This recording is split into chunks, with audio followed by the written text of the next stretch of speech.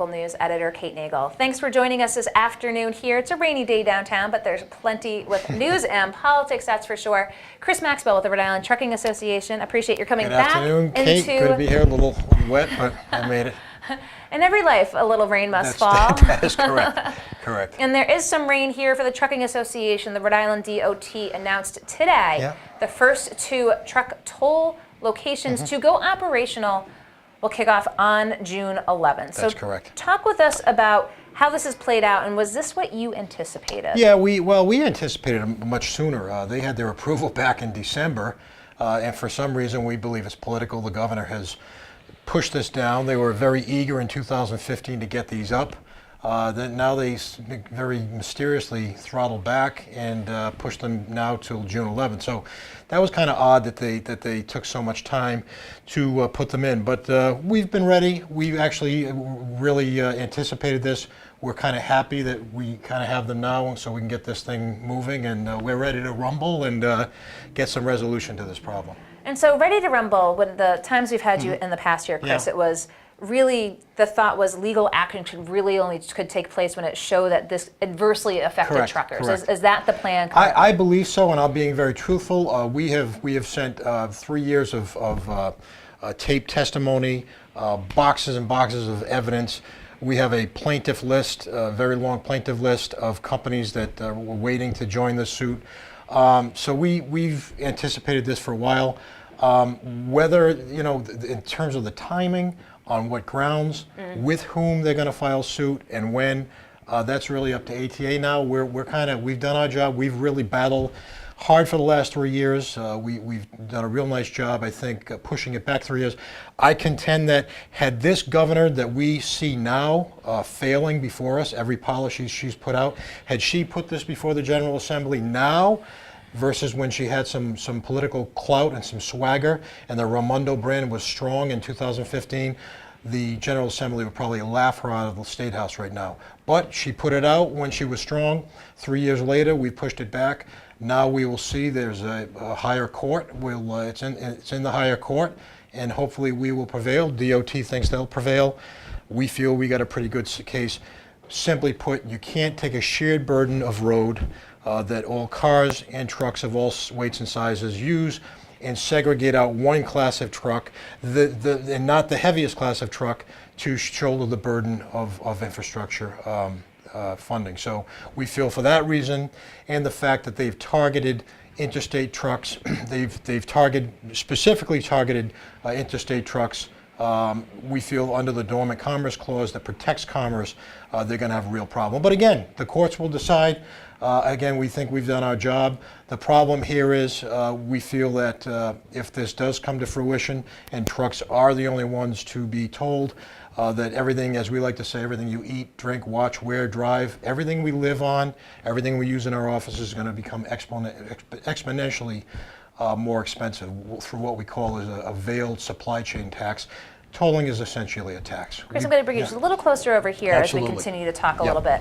The 2 locations unveiled, again, were those known to be them. And the talk about, again, looking at interstate, is there any potential for usage of auxiliary roads? Oh, you mean secondary road diversion? Oh yeah, that will happen. That's either going to happen around the state.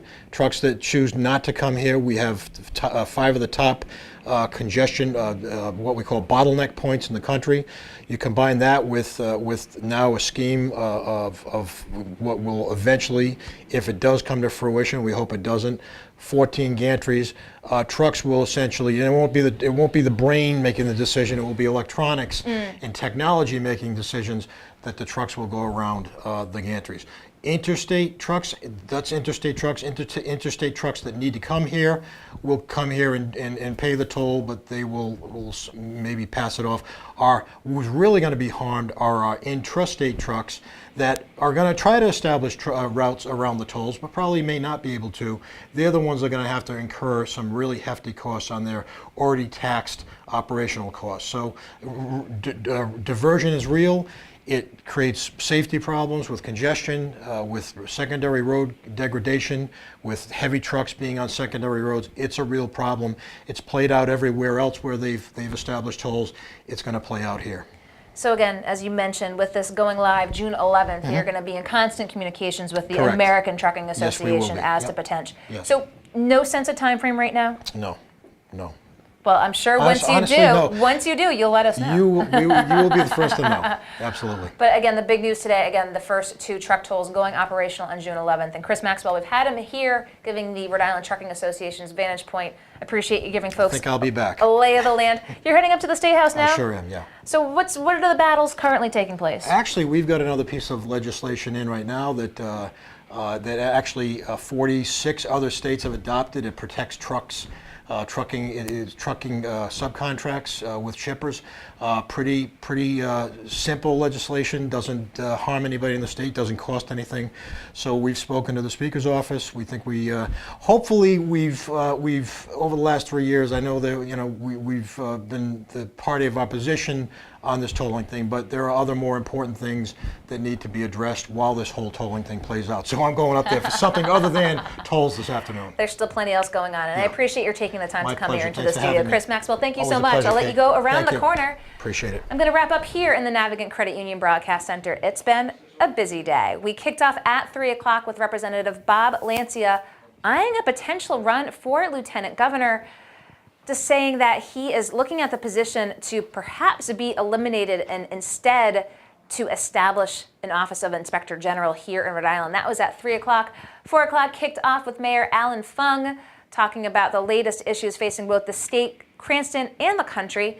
Hillary Levy-Friedman from Brown University, sociology professor, talking about Miss America doing away with the swimsuit competition. Talked about ticket resale legislation here in Rhode Island where protections are currently in place, and there's a bill currently proposed that would eliminate that. And of course, Chris Maxwell with the Rhode Island Trucking Association. We'll see you back here tomorrow in the Navigant Credit Union Broadcast Center. 3 o'clock will be The Taste with Rick Simone. I'll be back at 4 with news and politics. We look forward to seeing you. But in the meantime, continue reading GoLocalProv.com and check us out on Facebook. I'm GoLocal News Editor Kate Nagel.